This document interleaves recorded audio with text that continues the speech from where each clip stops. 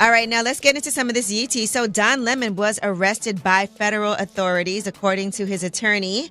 His attorney put out a statement. Instead of investigating the federal agents who killed two peaceful Minnesota protesters, the Trump Justice Department is devoting its time, attention, and resources to this arrest. And that is the real indictment of wrongdoing in this case. Now, this is all stemming from charges that he violated federal law during a protest at a church in St. Paul, according to his lawyer. He said he was simply reporting as a journalist when he entered the city's church. This was on January 18th, and he was observing a demonstration against the immigration crackdown. Protesters interrupted this service where an ICE official serves as the pastor, and they were chanting ICE out. So now the Trump administration wants to charge 8 people over this, including Don Lemon.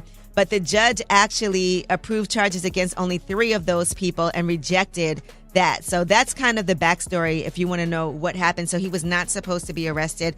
There's also another independent journalist, Georgia Fort, who was taken into custody by federal officers, actually around the same time with Don Lemon. So she posted a Facebook Live video during that time detailing her arrest. Is this wild? Now, Nicki Minaj, before this happened, was on the Katie Miller podcast, and the full episode of that podcast is coming out on Tuesday. But listen to this.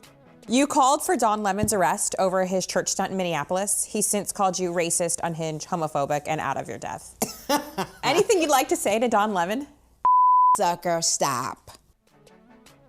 Well, what we do know is that Don Lemon is going to appear in court today, and he is going to most likely challenge the prosecution's case by arguing that he was not protesting, but covering the event as a journalist. But this is a shocking story to everybody, and I think this is going to backfire for what Trump and his administration is trying to prove, because if anything, what happens to freedom of speech and his rights as a journalist? And the judge already told you, no, you cannot arrest him and press charges, and they went ahead and did it anyway.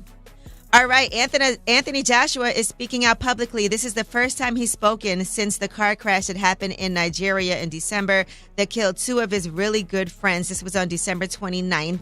And he put out a video on YouTube, and he did say it took him several tries, because I can't even imagine being able to sit and talk about 2 of the closest people to you dying in this way while he was there. Here's what he said.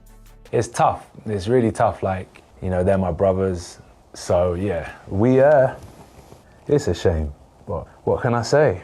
One day my time will come, and I'm not scared either. It's actually comforting knowing that I've got 2 brothers on the other side.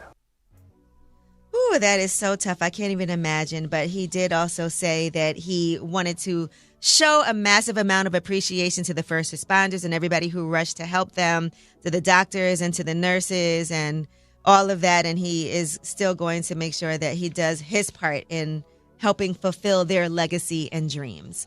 All right, well, that is your Yeetie. And when we come back, it is a Friday, so it's a new music Friday. We're going to tell you what songs you should be checking for. And of course, definitely hit us up, Way Up With Ye, and let us know if we miss anything or if there's something you want to talk about. But New Music Friday is next. Right now, here's some Travis Scott with Sicko Mode.